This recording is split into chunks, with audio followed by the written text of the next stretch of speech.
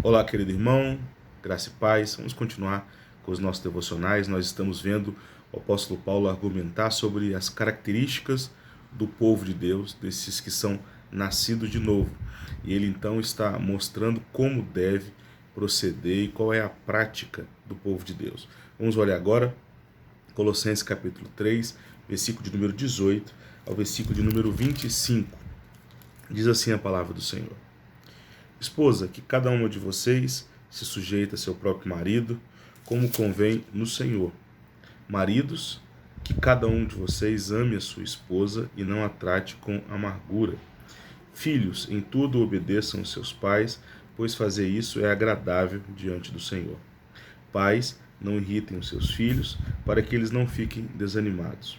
Servos, obedeçam em tudo a seus senhores aqui na terra, não servindo apenas quando estão sendo vigiados, visando somente agradar a Deus, mas com sinceridade de coração, temendo o Senhor. Tudo o que fizerem, façam de todo o coração, como para o Senhor e não para as pessoas, sabendo que receberão do Senhor a recompensa da herança. É a Cristo, o Senhor, que vocês estão servindo. E quem fizer injustiça receberá em troco a injustiça feita. E nisto ninguém será tratado com parcialidade. Vamos ainda ler o versículo 1 do capítulo 4, que está dentro dessa seção. Diz assim: Senhores, tratem os seus servos com justiça e igualdade, sabendo que também vocês têm um Senhor no céu.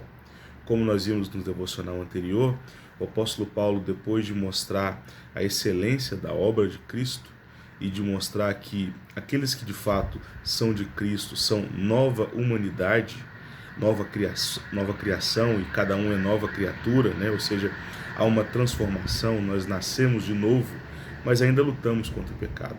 Ele vai então começar a discorrer sobre as práticas daqueles que são servos do Senhor. Nós vimos no último devocional e estamos vendo agora. E agora ele se dirige para aspectos bem práticos, por exemplo, como a relação entre marido e mulher.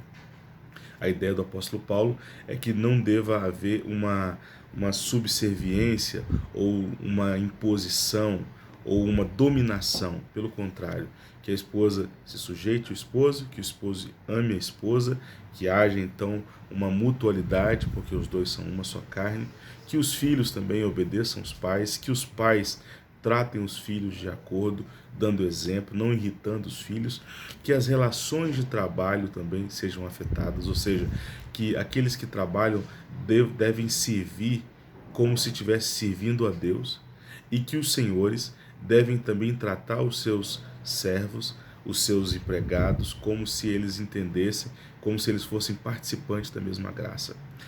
Um contexto aqui é diferente do nosso. Aqui há um contexto ainda de uma escravidão, mas essa escravidão é um pouco diferente da escravidão moderna, como aconteceu com os negros que foram tirados da África e trazidos para o Brasil.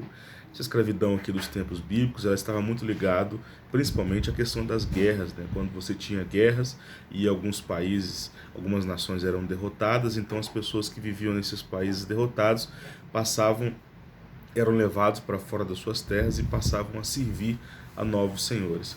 Mas eles tinham algumas condições que não se assemelham nem um pouco com os escravos modernos.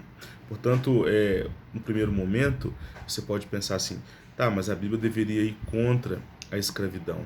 A primeira coisa que você precisa perceber é que quando a Bíblia diz que o servo deve servir bem ao Senhor e o Senhor deve tratar o servo com dignidade, o que está acontecendo aqui é uma implosão da dominação de dentro para fora. Porque se de fato um servo cristão tratar o Senhor, um senhor cristão tratar o seu servo com toda dignidade, com tudo aquilo que Deus manda ele fazer, uma relação de escravatura vai inexistir. Da mesma forma, se um servo servir ao seu senhor e agir debaixo de uma certa disciplina, entendendo o que deve fazer, honrando ao seu senhor, as relações, no caso, seriam equilibradas. Portanto, é isso que a Bíblia ensina e é isso que tem uma relação com o nosso tempo. Nós também, nas nossas relações de trabalho, devemos entender que nós temos senhores sobre nós, nossos patrões são senhores sobre nós, nós devemos servi-los como se nós estivéssemos servindo a Deus. O que é isso? Significando que nós devemos ser obedientes. Você não pode dar, por exemplo, mau testemunho no seu trabalho. E é dito também que os senhores devem fazer a mesma coisa. E há uma advertência. Aqueles que agem diferente disso que a Bíblia está dizendo serão penalizados, serão julgados pelo Senhor.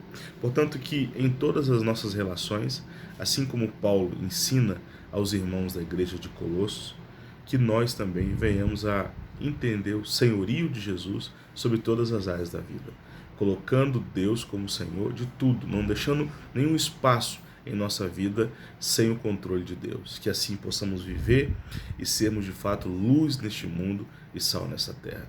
Vamos orar. Senhor, muito obrigado por esse momento e que nós venhamos de fato a sermos sal e luz, a fazermos a Tua vontade e a caminharmos nos Teus mandamentos a cada dia mais e mais. Abençoe a nossa igreja, abençoe os irmãos enfermos, os irmãos em dificuldades, que todos possamos crescer para a honra e glória do Teu nome, em nome de Jesus. Amém. Deus abençoe você, toda a sua família e até o nosso próximo devocional. Amém.